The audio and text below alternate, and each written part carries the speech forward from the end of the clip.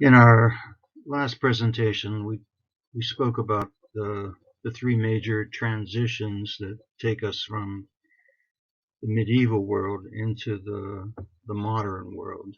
Those transitions were the Renaissance, the Protestant Reformation, and the scientific revolution.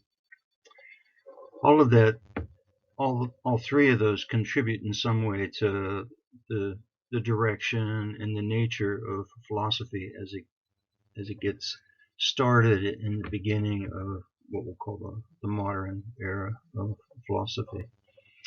Primary figure at the very beginning and the man who sort of sets in motion a lot of what philosophy is going to be about is Rene Descartes. Had his years here is 1506 and he dies in 1650. He's really one of the major figures in the history of philosophy. And in some respects, he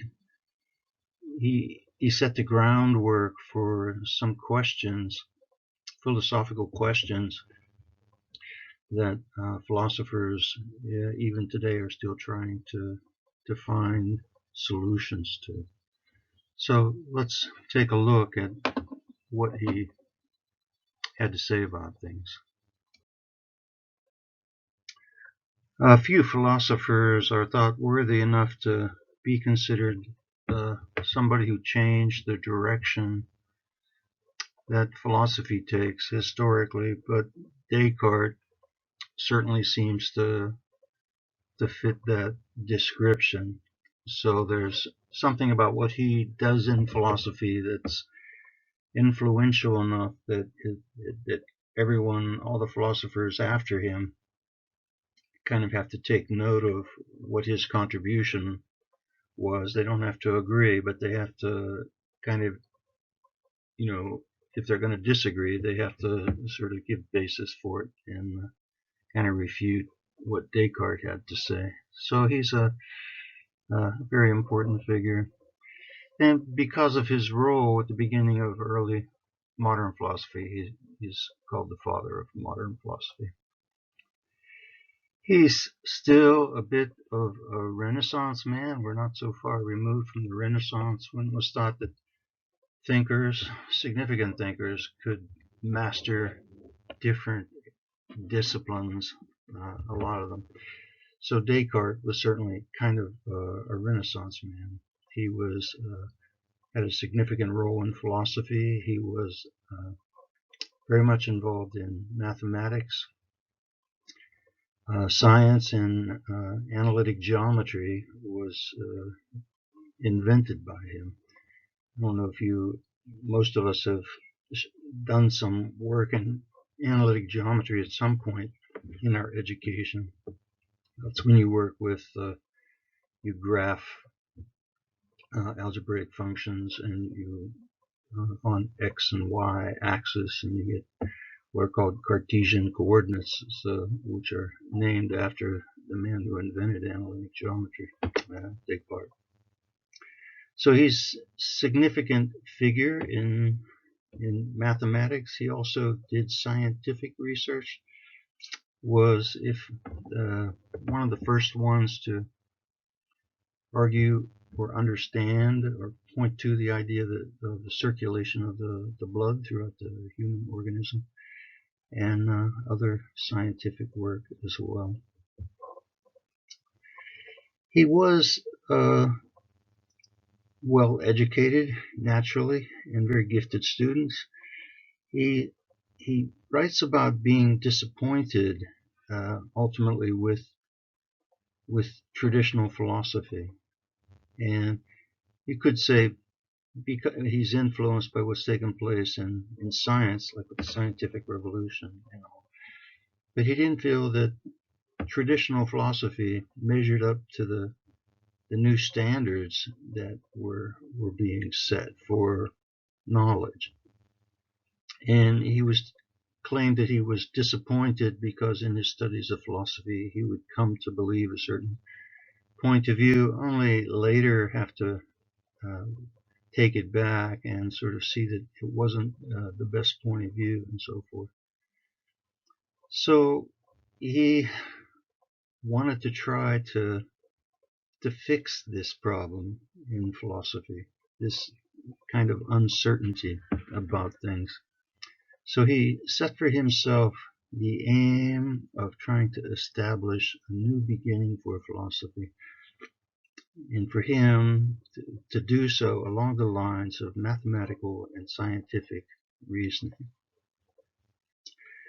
So he wouldn't accept the authority of the traditional figures in philosophy, uh, and he turned instead to a kind of radical form of skepticism in order to realize this new beginning he was trying to establish. Yes, I think there's something uniquely modern about this rejection of kind of outright rejection of all the traditions in philosophy. That because Descartes wasn't satisfied with the certainty of the things that people had said, he's going to try and sort of throw it all away and start over again. But let's see what he has in mind. I heard one commentator who was talking about some materials in the late medieval period that had been lost but then were rediscovered. I think it's well known in terms of Aristotle, that Aristotle's writings were disappeared and people had a lot of information about Plato but not much about Aristotle, and it was really thanks to Arab philosophers that a lot of philosophical works that were lost to the West were preserved, in other parts of the world. Besides Aristotle, there was also some well-developed positions, skeptical positions in the ancient world. And some of those works also were retrieved or became available to Western philosophy late in the medieval period. So there's something, this commentator was arguing that there's something of that in Descartes' skeptical turn here. And the skeptics were reluctant to accept traditional authorities for sure, and they really had their doubts about what it was possible for us to know. So you can see this in the beginning of Descartes' program. You could say that in the first stage of his philosophy, he's really practicing a kind of methodical skepticism. And he's searching for a new beginning for philosophy. He seems convinced that this new beginning requires starting with something that you can know with absolute certainty. He feels like he has the methodology already to make use of, provided by mathematics and science and so forth, but he needs a kind of foundation to go along with that methodology, a point from which he can start. So he's searching for something that he can know with absolute certainty within his own knowledge. So he does a kind of inventory of everything he knows to see if anything measures up to that standard. And as he's going along, he systematically doubts everything that he knows. And he does, in this inventory, he adopts this principle that if there's some basis for doubting something, you have to treat it as though it's false. So it's a very rigorous standard. You say, well, I know something, right? But if there's some possibility that what you know is false, you have to reject it as anything that you know with certainty. So looking for something that he can know with absolute certainty.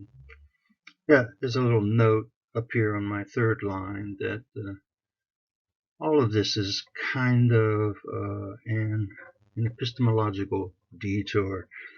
I mean, Descartes, when he presents what he's doing here, doesn't say that, but in retrospect, when we see the whole of his philosophy, it looks like all this skepticism at the very beginning is just really to try and set up what he wants to say later. In this questioning of everything that he knows, he literally is like sitting in his third floor attic space, doing his reflections on things and making a list of everything he thinks he might know, and then sort of seeing if there's any basis for doubt of it. He comes up with two conjectures that help him raise the questions. These conjectures are kind of like, well, what if this or that, anyway. And the first thing he comes to, he says, it seems certain, for instance, that I'm sitting here at my desk talking into a microphone, and the table is in front of me, and my coffee and whatever. And that seems everything in my direct experience, my immediate experience that I'm aware of, it seems certain that all of that is the way in which I'm aware of it. Descartes will raise then, the question, he says, but wait a minute, well, I've had dreams in which I've been sitting at my desk and sort of writing or doing things, and it seems that in my dream, while the dream is taking place, it seems like all of that is really taking place, and I'm certain of it. And it's not until I wake up from my dream that I realize it was just a dream. It wasn't really happening. So Descartes raises the question, what if I'm dreaming at the present moment and I just haven't awakened from it yet? So for him, he said, well, it's unlikely, but it's possible. And because it's possible, I can't take the information that I have about my immediate experience of reality without some question about it. So for him, that means you have to discard it. It doesn't count in terms of something that you know with certainty. The second conjecture he comes up even radicalizes the situation further, and he refers to, he says, Descartes, it becomes apparent that Descartes believes in God, and he believes in that God is good, and God wouldn't intentionally deceive us about things, but he acknowledges that he could be mistaken about that, and that what if instead of a good God who oversees everything in my existence, there is instead an evil demon, or genius uses the term, and that is intent on deceiving me about everything that I take for granted as being true. And so he uses that to raise even further questions. The dreams kind of raise questions about my sense experiences. The evil genius speculation seems to raise even further questions about my thinking about things. At this point, Descartes acknowledges that he's gone maybe too far, and that because of the standard that he has, if you can raise a doubt about something, you can't accept it, has to be rejected, that it's starting to look to him as though there's not anything that can be known or that he knows with absolute certainty. At this point, Descartes, it occurs to him that there is at least one thing that he seems to know with certainty. And this is his famous statement that he's famous for. In Latin, it's cogito ergo sum. And usually translated, I think, therefore I am. And this, how do I know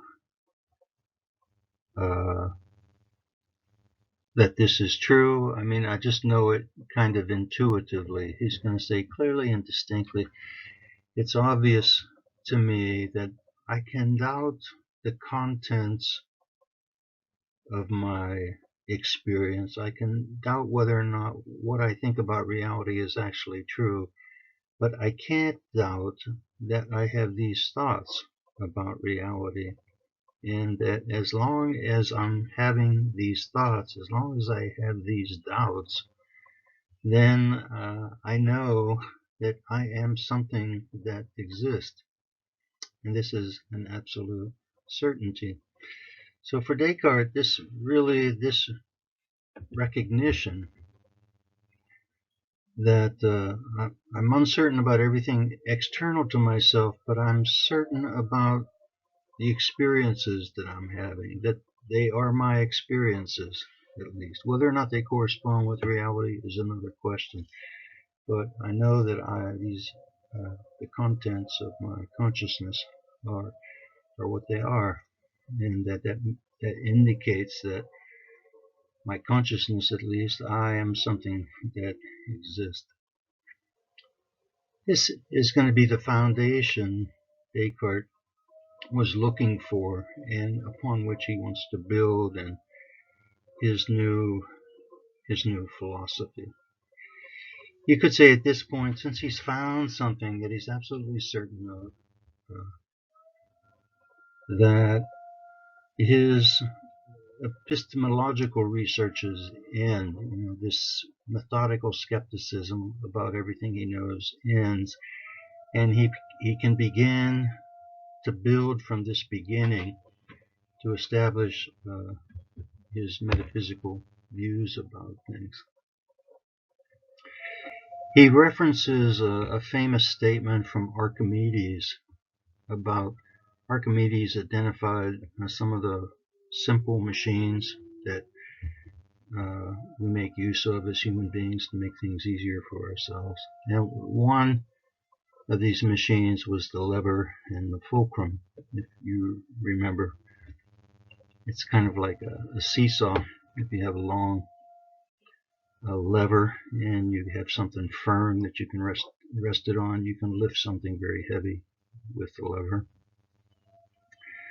Archimedes had famously said that if he had a lever which was long enough and a fulcrum that was firm enough, he could lift the earth.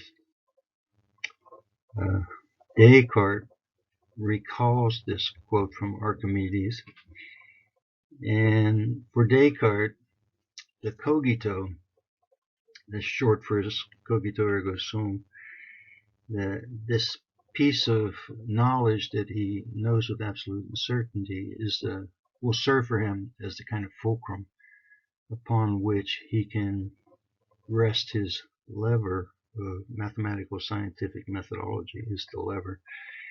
And that with these tools he will be able to lift the world of philosophy and put it back on a kind of elevated status. Just like to point out here that the cogito for Descartes, which is the turning point in his philosophy, where he goes from skepticism, epistemology, and moves on to metaphysics, that the cogito really marks the beginning of what we're going to call a modern period of philosophy. And Descartes, in his analysis of things, has been arguing that the thing that we're most certain of in our knowledge of reality, what we're most immediately certain of, is just the existence of our own thoughts about it. We're not certain about how those thoughts relate to the reality external to our consciousness. But what we know first and foremost is that these thoughts are there, and that because of them you can say that we exist. So in a way, Descartes opens the question, what is the relation between these two worlds, which it seems within which human beings live? I mean, we, in the world of our consciousness of things, and the world of what it is we're conscious of. So how are those two things related? And it looks like modern philosophy going forward will really be an investigation of the nature of human consciousness, and really pursuing the question, how is our consciousness related to the world external to that consciousness? So anyhow, I just wanted to note that. So it's a very significant turn and really alters the direction of philosophy for the ensuing periods. Descartes has his own thoughts and ways of dealing with this issue, and people will give him credit for, especially for the move with the cogito and so forth. Some of what he's going to have to say afterwards is not agreed with quite as much. So with Descartes, we can say that we've made the move from his epistemological detour to his metaphysical position. So after he establishes the priority of the cogito, we'll see that Descartes makes this turn. And arguably, at least we can say that this looks like what he wanted to do all along. But he felt like he had to first establish the legitimacy of his approach. In this, and I'm repeating myself, but in this respect, his systematic doubt was just an epistemological detour so that he could get to what he wanted to say about reality. So in his systematic doubt, though, he's thrown out just about everything he knows about reality. Now he's faced with the task of starting to bring it back in, because you can't live without knowing anything about reality. Almost the very first thing that he does is surprising, to say the least, but he gives a proof for the existence of God. I mean, we've gone from this radical skepticism where you doubt the validity of anything that you know, and then you turn around, and the first thing he does is claims at least to have a proof for the existence of God. This is, historically, thinkers, philosophers, not so much in the ancient world, but in medieval world in particular, there were many attempts to come up with proofs for the existence of God. To say logically, here's an argument to prove that there is such a thing as God.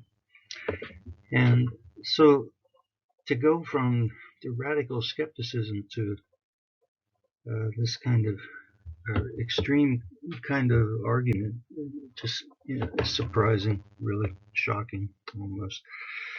But he kind of needs to do it because of the radical nature of the questions he raised, and especially these questions that were raised by the possibility that there's an evil demon which oversees my thinking, or influences my thinking about reality. So he's got to kind of negate that possibility. So for Descartes, it's important.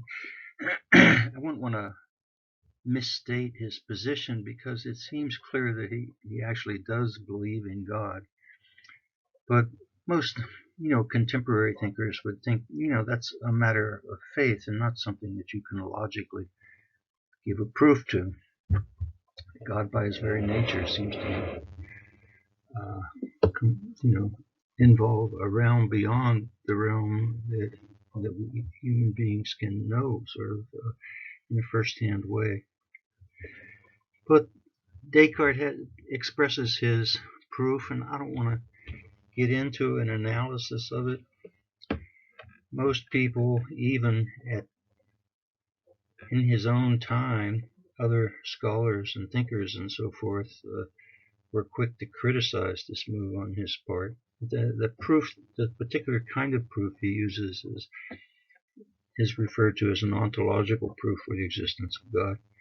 There's a lot of versions of it, and some of which date back into the medieval world for sure. And there's been a lot of refutations of it, and so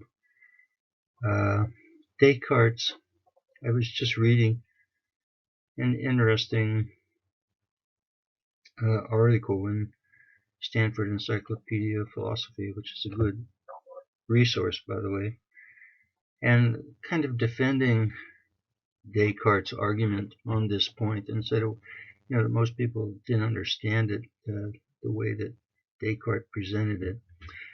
But nonetheless, I mean, it's basically the argument is that you have this idea of a God your idea of God contains the idea that he's perfect in every respect. So that he's perfect in every respect, he kind of has to exist. If he didn't exist, then he wouldn't be perfect in that respect. So it's almost an argument where you define God a certain way, in such a way that he necessarily exists. So it's not a very satisfactory argument.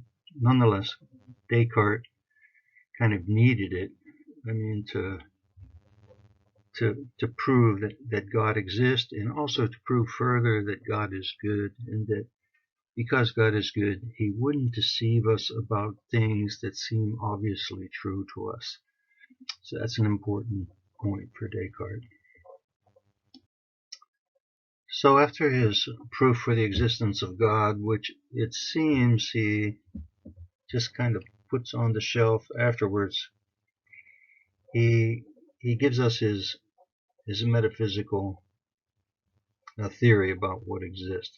And we've called this theory common sense dualism.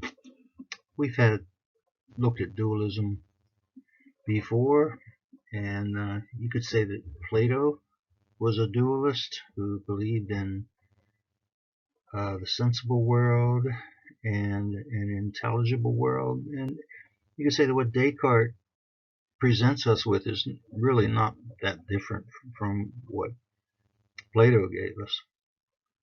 You'd say it's a common sense form of dualism because it looks like it corresponds with what seems to be the case for us. If I look at myself, it seems that I have a physical existence. I have my body.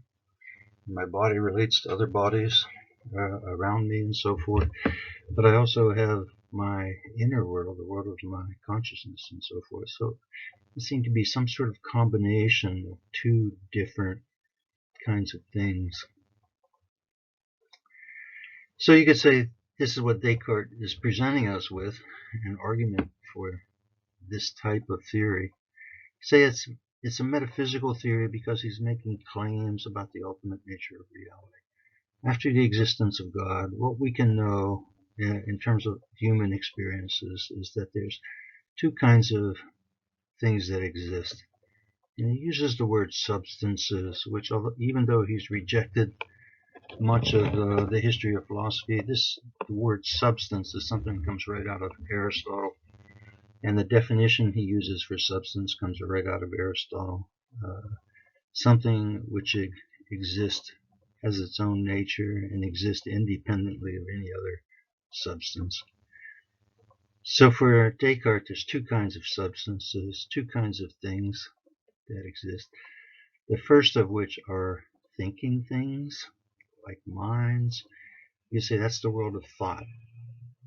And this is what Descartes started with, with his cogito. This is the kind of thing that we know in a direct, first-hand way. I think, therefore I exist, and the world of the mind. In Plato, this would be the intelligible world. The second kind of thing that exists for Descartes are extended things. It's unusual to hear, to have them things described as extended. It just means for Descartes that it's still bodies he's talking about. It just means they're extended in the sense that they occupy space. Material reality is extended in space. This is the world of bodily things. So these are the two kinds of things that Descartes wants to say are actual existing. So we can accept thinking things and extended things. It's in the consequences of this position that things get a bit more interesting. So if you're talking about bodily things or extended things, physical things, it seems pretty clear, and Descartes would agree as well, that extended things are governed by physical laws of nature. You could say that everything in the world of extended things is governed by the law of cause and effect, which we could say in philosophy that means determinism. So cause and effect governs everything that happens within the world of bodily things. Thinking things, on the other hand, have a different nature. They're like minds, and he wants to argue they're not governed by physical laws because they're not physical. So this enables us to think, at least, that minds are free. So bodies are governed by laws of nature, physical laws of nature. Everything that happens within the world of bodily existence is subject to the laws of cause and effect. Everything's determined in that sense. But minds are not governed in the same way that bodies are governed. And because they're not governed in that way, we can maintain this idea that thought is free. This latter seems to be the case for us. Again, it's common sense theory that we're a combination of mind and body. We feel like our bodies are subject to laws. We can get sick, we can get injured, and so forth. But somehow we still think that we're free to make choices and about things, and that has to do with because our mind is not determined in the same way that our bodies are determined. This freedom is really an important ingredient in what we call moral responsibility. We think that we're accountable. In other words, that our minds are capable of making choices of either doing things or not doing things, and that the decision isn't determined by physical laws or anything, but it's determined by me individually, and therefore I'm responsible for the things that I end up doing. So that's an important characteristic of thinking things, and it's important for Descartes to maintain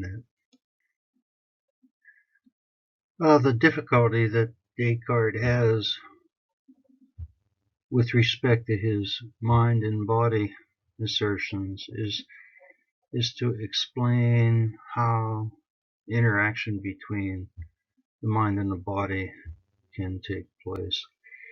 If the difference between them is substantial, which he says that it is, that means they have two different natures that exist independently of each other. They don't really have anything in common.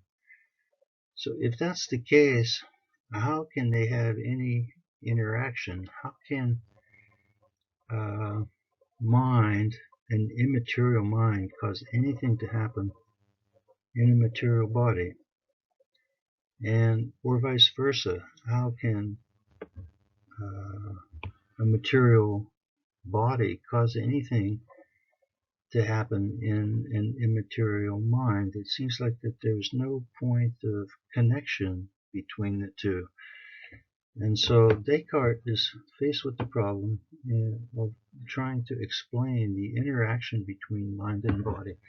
It seems obvious to us in our ordinary experience that the two do interact, that the mind does have an influence on the body, and the body also has an influence on the mind, but how can that be if they're substantially different from each other? They're two different kinds of things. This is a problem that Descartes doesn't really resolve satisfactorily.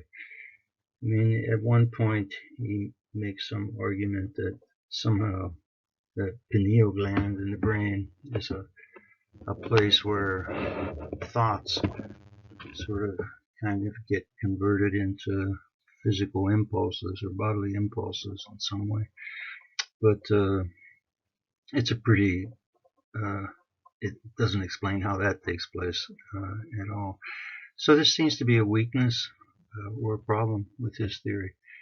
That it seems like it corresponds with what our experience is, but if you try to explain how things work on the assumptions that Descartes made, it becomes pretty difficult.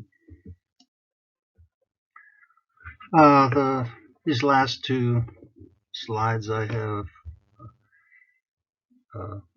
are really directed towards what happens after Descartes, and or what are some of the positions that other philosophers are going to take to respond to what they perceive as the weaknesses of his position. And there's a lot of philosophy has taken place in the early modern period, and time constraints keep us from going too much into detail on it. So these last two slides give us a kind of, I don't know, I'd call them, they're kind of organizational themes that just give us a kind of schema of some of the things that are taking place.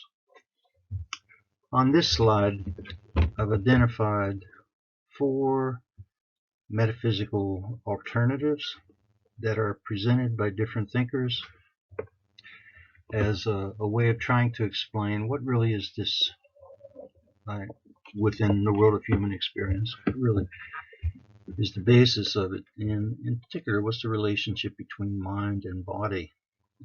This question that you could say that Descartes opened up. The first one we've already looked at. We say Descartes gives us this common sense dualism point of view. He argues that there is something like a mind and something like bodies, and they both exist. And he believes that they interact with one another, but he has a problem in explaining how the interaction can take place. So then, maybe then there's something wrong with saying we have his description of what we are in terms of minds and bodies to this sort of dualistic theory.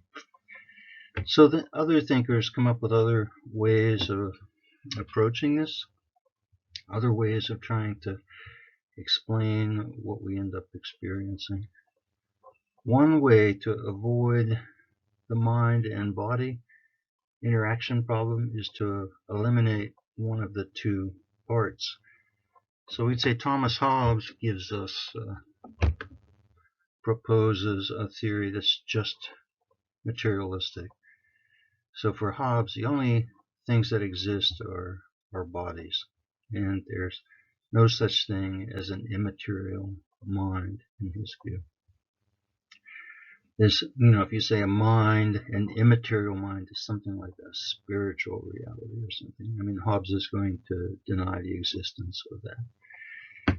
And for him, this theory seems like it corresponds with a lot of contemporary scientific perspectives, that everything in the world has a material basis. And that includes the thoughts in our minds and so forth, that there's a kind of materiality in our thought, just like there's a kind of materiality in the external world and in our bodies. Maybe the materiality in our thought is a finer materiality, electrochemical impulses, brain waves, and so forth. But nonetheless, ultimately, the belief is that some sort of materialistic explanation could be provided that would explain what takes place within our heads. This, is, you could say the problem with this theory, and some would say it's not a problem, but is how do you explain some of the more complicated things that human beings seem to be capable of? How do you explain self-consciousness, for instance? We're not just machines, like you could say. So that's a problem still to be resolved. How do you explain a human freedom? If everything within us is material, that would seem to indicate that everything is subject to laws of cause and effect and determinism, and freedom is just an illusion. So that is another problem. And if you don't have freedom, how can you hold people morally responsible? It seems that we do want to maintain a position that still holds people morally responsible for their actions. But if they are morally responsible, then what in them sort of can decide to do or not do something? It seems that there has to be something separate from a strictly deterministic viewpoint. The other way of getting rid of the mind-body problem is the last one, George Berkeley, who proposed, instead of materialism, you propose idealism. In which case, you say the only thing that actually exists are minds, or ideas in minds, and that our belief in the material world is kind of an illusion. And whatever, in this one you can argue that whatever we're aware of in material existence, we're only aware of it insofar as is through our awareness. And our awareness is always our consciousness of things. So I'm aware of the solidity of this table. I can touch it, but the awareness is in my head. It's in my consciousness, ultimately, that I'm aware of physical things. So Berkeley can make a case that ultimately everything exists in the realm of consciousness, in the world of thought and ideas. So that's also, a hard position to understand or to maintain, although there are a number of philosophies that embrace idealism, and also religious teachings like Hinduism seems to ultimately argue that our perception of reality exists just in our mind. The third one, excuse me, Spinoza makes me sneeze. The third one is a kind of intriguing theory, in my view. And Spinoza and another philosopher, Leibniz, there's a couple of others, would give us something. It's hard to come up with an appropriate name for it, but kind of dual aspect theory. And in which case Spinoza and they would argue that minds and bodies both exist, but they would get rid of the idea that there's any interaction between the two. So for Spinoza, it would never be the case, like if I raise my arm, it would never be the case that the mind says raise the arm and then the body obeys. But there's only one sequence of events, in the event of me raising my arm, and at every moment in that sequence there's something mental going on, a kind of an awareness, a consciousness of the movement, and also something physical going on. So for Spinoza, there's two different ways of looking at reality. But ultimately, reality is one and the same thing. Within a human being, there's only one sequence of events in a human being, and but every moment in those sequence can be viewed from a bodily perspective or from a mental perspective, as though there were two sides of a coin. So two different ways of looking at things, looking at one and the same thing. So those are some of the theories that are proposed, and you could say explored. And I would say that trying to understand this mind-body problem is an ongoing problem in the world of philosophy. Our last slide presents two opposing schools of thought that appeared as the early modern period went forward. One group are called continental rationalists, just meaning for the most part they came from the continent of Europe. And the other school of thought were called British empiricists, and meaning that they were all British thinkers. So clearly, the continental rationalists give us a kind of a rationalistic explanation. So we say they're rationalists, and the British empiricists are empiricists. We've already seen that distinction previously. What do you give precedence to in terms of how you understand reality? So some of these names we've already looked at before, and I'm going to say the first group, Descartes included, along with Spinoza and Leibniz. They may have differing versions of their positions and so forth, but they're in agreement about some of the basic principles that they make use of. We said this first group, Descartes, Spinoza, and Leibniz, they're all in some respect mathematicians. Descartes, we've already stated, invented analytic geometry. Spinoza is, if you look at his philosophy, he uses a kind of geometrical methodology very clearly in the exposition of his thoughts about things. He gives axioms, proofs, propositions, and so forth, and tries to prove each step in the development of his philosophy is the same way that you would do if you were giving a geometrical proof of something.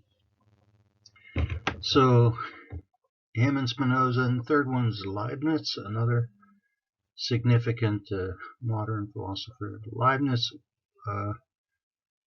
was famous for inventing calculus. Apparently Leibniz and Sir Isaac Newton, both invented calculus independently of each other, almost simultaneously, almost at the same time.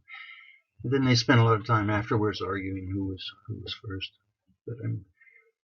But another mathematician, and you could say this influences the way they think about reality.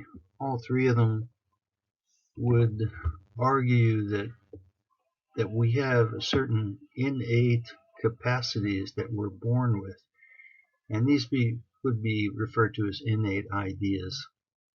So you didn't have to, like mathematical principles and so forth, or principles that you make use of in doing math and geometry and calculus and so forth, and that you don't have to learn these from experience, that there's certain the ability to do these is inborn in us. And they believe that these ideas that we're in possession of, that we're born with, that they enable us to know things beyond what we can actually experience of reality. So innate ideas expand the possibility of our knowledge to extend even beyond the world in which we can actually experience things. That means that they can make claims about God, nature of God, the human soul, or the basis of human freedom, and so forth.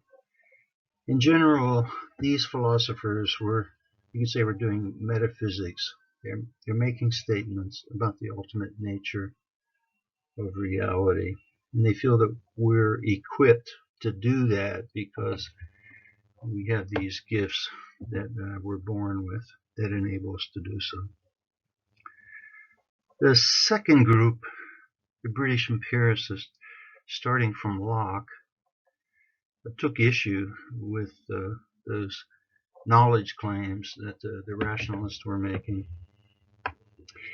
And Locke in particular laid the groundwork for this movement, and he's followed by Berkeley and then eventually by David Hume. But Locke believed that all knowledge, all the empiricists did really, believe that all knowledge really is derived from experience. And therefore, if you wanted to make a knowledge claim about something, say that you knew something, you should be able to show how what you knew was derived from actual experiences that you or other people could have, possible experiences. So for the empiricist, there's no such thing as innate idea, that we're not born knowing anything really. Locke famously argued that we're born tabula rasa, like blank slates, and that everything that we know in the mind comes from the accumulation of experience we have as we get older, as we continue to have experiences and so forth. So we don't have any innate ideas that all of the knowledge that we have is derived from experiences that we've had, or the experiences that other people have had. So basically, in order to support this claim, they do analysis of how it is that what is the basis of knowledge for us, or the theories of perception, you could say, that show how we acquire knowledge of the world that we live in through experiences. So basically, the empiricists are just doing epistemology. They're examining how we know things, and they want to set limits to what it's possible for us to know as human beings. The empiricists, it starts out with Locke, who gives a kind of common sense interpretation of the theory, and each subsequent thinker becomes a little more radical in the conclusions that he draws, until David Hume in the end is pretty much a radical skeptic.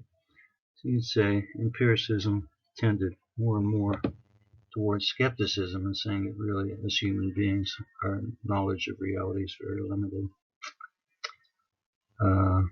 You could say, and this is going to be a problem going forth, we're going to use this distinction between the rationalist and the empiricist as a way of introducing the next major philosopher that we want to look at, and that will be Immanuel Kant.